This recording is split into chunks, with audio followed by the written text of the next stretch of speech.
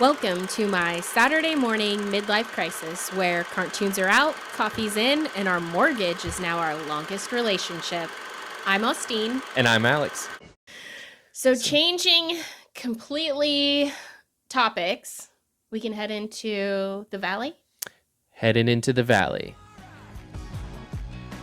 I gotta take a big sigh.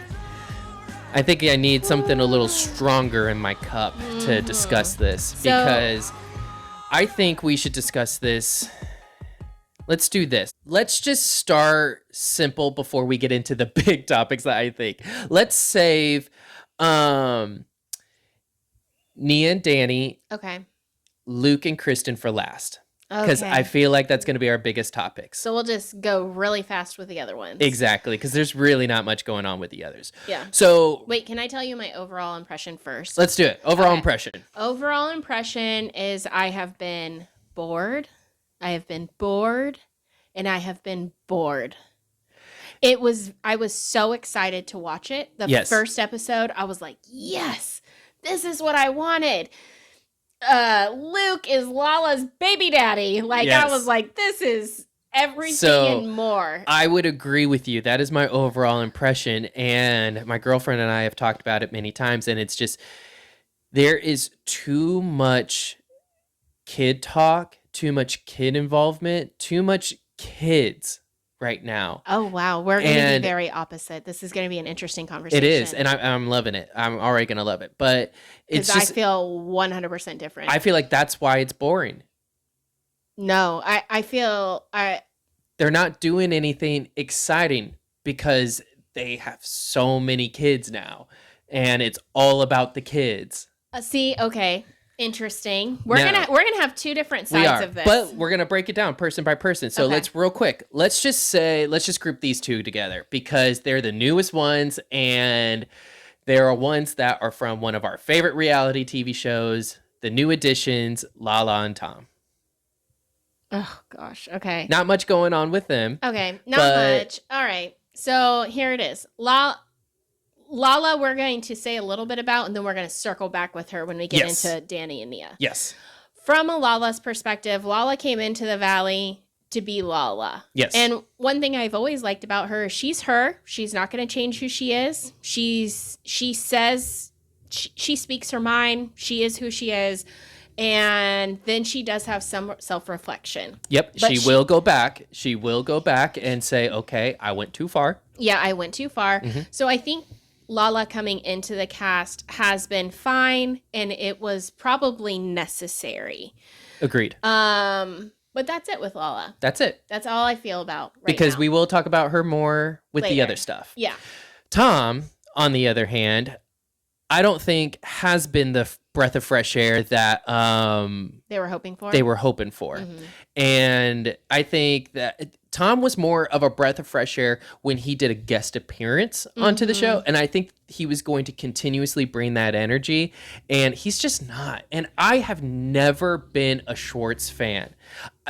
Most people are, but I think that's because most people get caught up in the wooiness of Tom and him being so charismatic when really he is just the biggest man-child. He's a Libra. I'm pretty sure. Oh. I'm pretty sure he's like Libra off the charts. That makes sense. Yeah, we're charismatic. No. He is not charismatic. He is not. People just think he is. And real quick, what I hate about his character arc for this season is it's about him trying to find true love. And I hate that. And I hate that so much because he talks so much about how much he believes in true love and all of this stuff. And all I can think about was, okay, pouring a beer over your ex-wife's head. Okay, cheating on your ex-wife, who knows how many times. It just only got caught, a couple of times, but who knows how many times you actually did do it. And the ring on the string, how romantic and thoughtful that was. This guy does not believe in love. He does not. You know me. I am like, wear my heart. I'm a hopeless romantic. We have to reel you in. And so to see someone like that talk about all of that stuff and see how he actually treats his partners, I'm just like, shut up, Tom. Shut up. You are not a breath of fresh air. He clearly wanted something with Michelle. And when that wasn't going the way he wanted, now See, I felt like that was just forced and it icky. was. I agree. wrote in my notes. I don't even have to refer back to them because I wrote Tom plus Michelle equals yuck. Yes. Like Yes. I was just like, yuck, get it off my screen. I am happy they didn't actually go with that, because if they did, that would have been the most insufferable, boring couple. And I don't know if I would have been able to continue watching The Valley, just because they would have been so boring. Okay. All right. Let's put them to the side then. All right. Brittany? Okay, Brittany. She's been boring as well, but she has a man now. She has a man. And can I say Brittany plus whatever his name is equals also yuck? Yes. Repeated. I mean, just Zach's calling it. Zach is calling it. What a good friend. What a good friend, because he is not afraid to say it, even though he knows she's not going to want to hear it. And he's even saying it to her partner of like, hey, it's no disrespect to you. I actually do like you. It's just I am worried about Brittany. Yeah. Brittany jumps in way too quick. Which she did. Rose-colored glasses, you know. And so, and she weaved through the red flags. She was like, it was like red flag, red flag, red flag. And she went like this. You know, it's funny. When you look at someone through rose-colored glasses, all the red flags just look like flags. Okay. Brittany aside. Next. I think we're ready for the main meat and potatoes. Jesse and Michelle. I didn't forget about him, but like, what's really going on with Jesse and Michelle? That's like, what do you think about Lacey? I mean, I like Lacey. She's a great addition. I don't know if that relationship's gonna last. I think Lacey will stay on the show even if that relationship doesn't last. She's quickly becoming, I wouldn't say fan favorites, but fans are gravitating towards her. Yeah, I also don't want to say controversial, but she is there. Yeah. And just how she acts, like they played this clip over and over and over as part of like promos, where he's like, I love you. And she responds, thank you. Yeah. And I'm like, wow, that was a little, on one hand, I can get it because I'm not ooey gooey like that. So I understood that perspective. But then I also was kind of like, you're new in this relationship. If you're in the hearts are coming out all around you. And that's how you act. Yeah, that's going to be hard. Yeah. That's going to be hard. I agree. Yeah, I did well in my divorce, as every woman should. Janet and Jason. Anything? Boring. The only thing I'll say, I hate them. I'm sorry. Well, I like Jason. No, I don't like Jason either. Okay. I don't like either one of them. Okay, well, I like Jason. I have to. Why do I watch The Valley? I don't like anyone on The Valley. They all make me mad. Okay, so Jason first. The only thing I have to say about him is, I like how he stands up for his wife. Fine, fair. Good job. You need to talk to her and not enable her. That's the issue. If you're in a group setting, have your wife's back. But, Yes, but when yes, you're at home, yes, you need to be yes, like, let me check you. Yes. You're out of pocket. I'm a lawyer. Get it together, woman. Yes. Period. Your Absolutely. words matter. Absolutely. He should know that more than any of those people. And that's probably my kudos to him, is he has her back.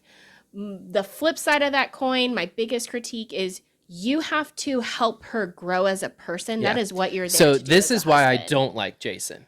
Okay. He has no balls. He doesn't have her back. What? No, he okay, doesn't have okay, her back. okay. She has his balls. That's fair. Okay. That's what That's it a fair is. statement. That's a fair statement. So, all right. What are your thoughts about Danny and Nia? I like Danny and Nia as a couple. I like Danny and Nia's family unit.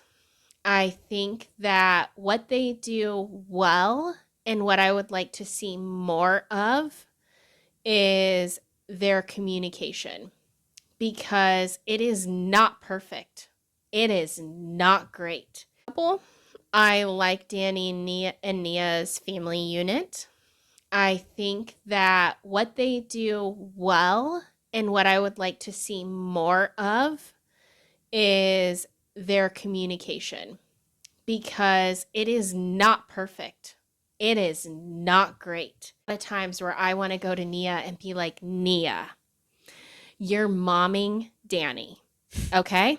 You're not his mother. Don't speak to him in that tone. You're going to get further faster with him, talking to him as his wife. Yes.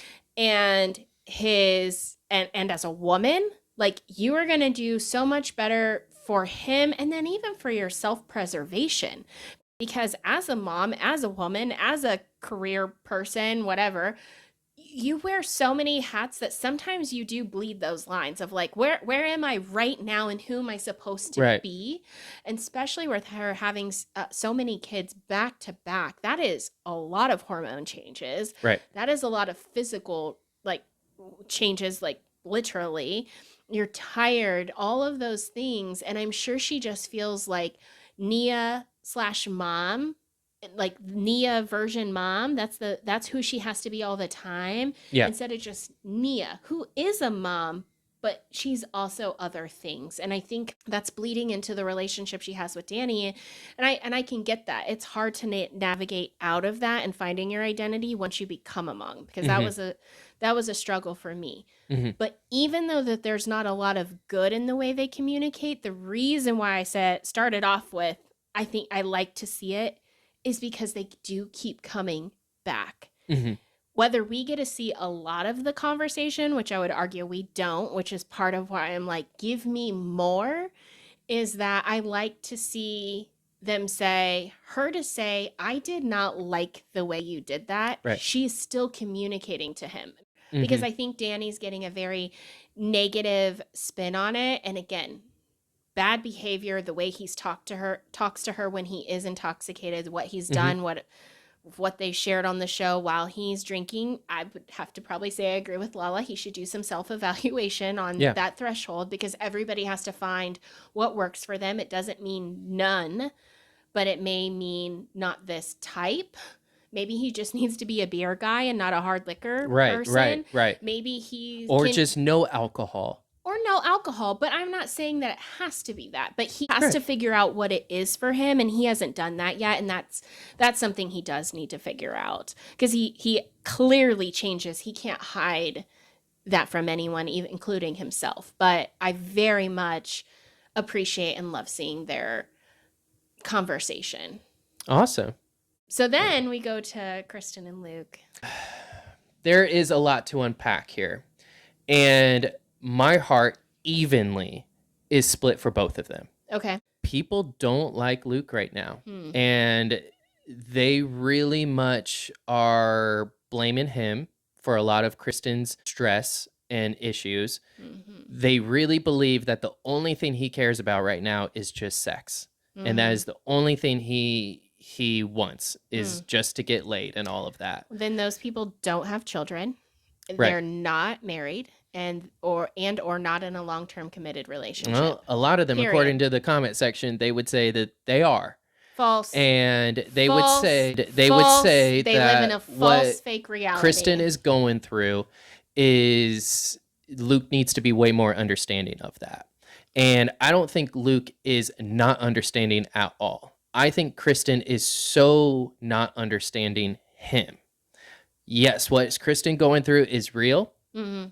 Yes, my heart is breaking for her just as much as Luke is, because this is something that she has always wanted. A family, a kid, and she finally has it, and she's now the most like, I don't know who I am crisis now.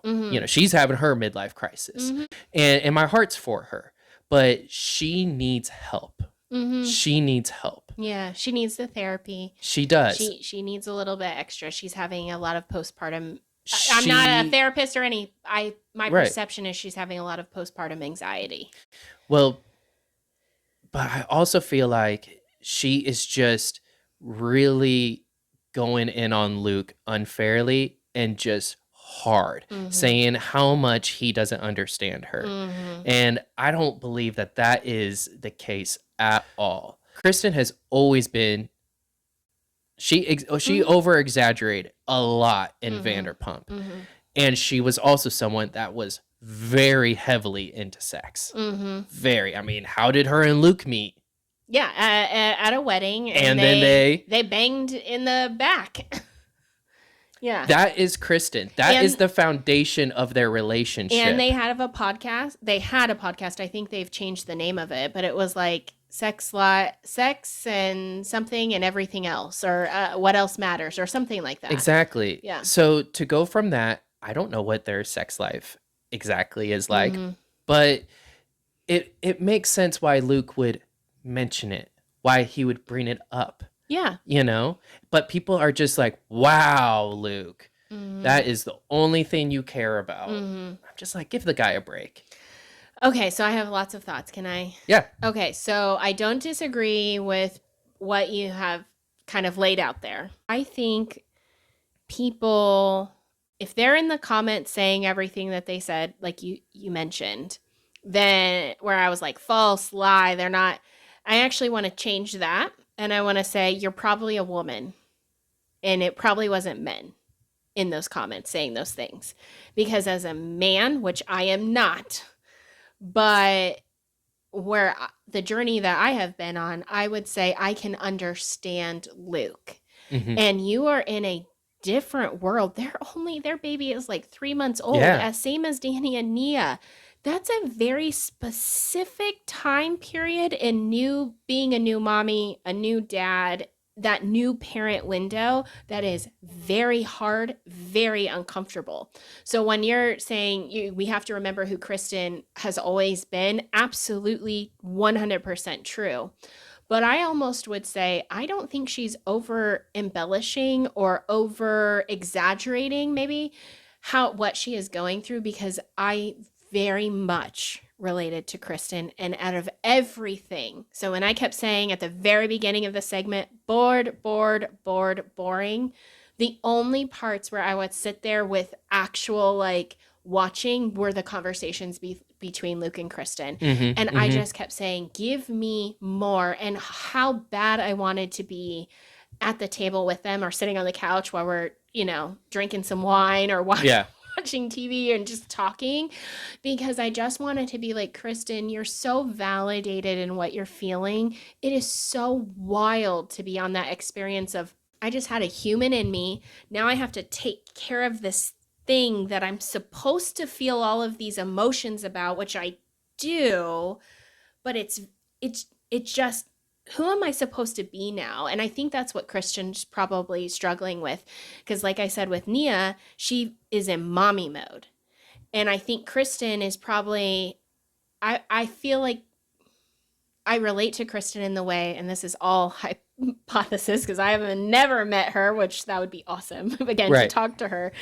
But what I feel like she was going through was a person that I recognized was, I am all of these things. I have always been all of these things. And now I think I'm supposed to be this one thing. And you're so hyper-focused on being this one thing, which is a new mom. And then you throw in the psychological aspect of you're just a little crazy at that point. Like I was crazy. Yeah. When you're going through postpartum and whatever that might mean for the person, anxiety, depression, or just the basics of just your body is trying to change back, you hyper focus on, I can only be a mom. I'm only a mom. I can't do these things with my partner because that has nothing to do with me being a mom to this individual. Yeah.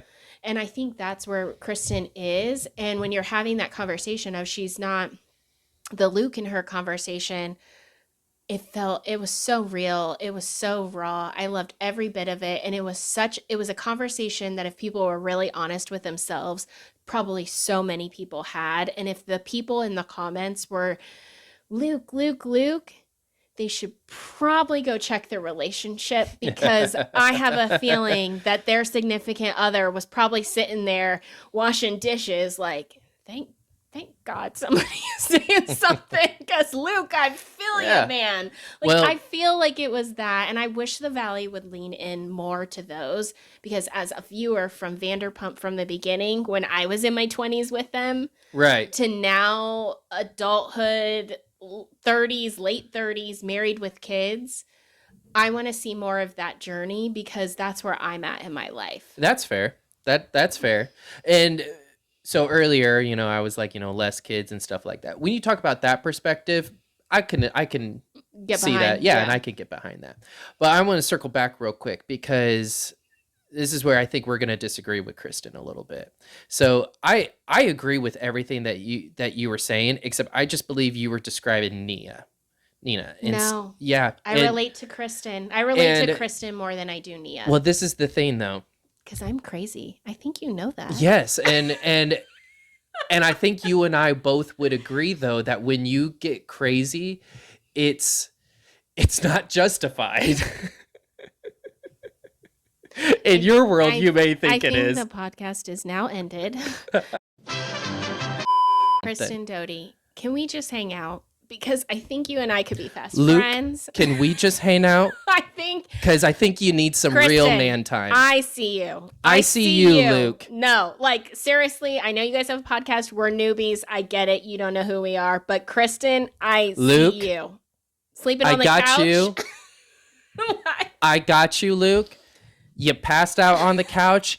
It happens, but you wake up and you take care of the next day. I see you, Luke. Yeah. I see you. So I think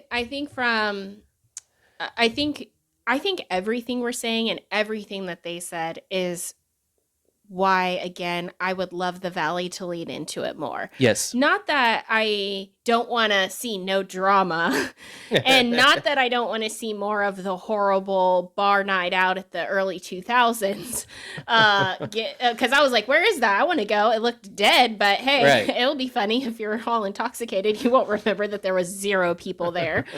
But not that I don't want to see that, but I would love to see more of this, because I think it just is really reflective of real life. So for me, I'll be excited to see where the next several episodes go before we hit the finale, etc.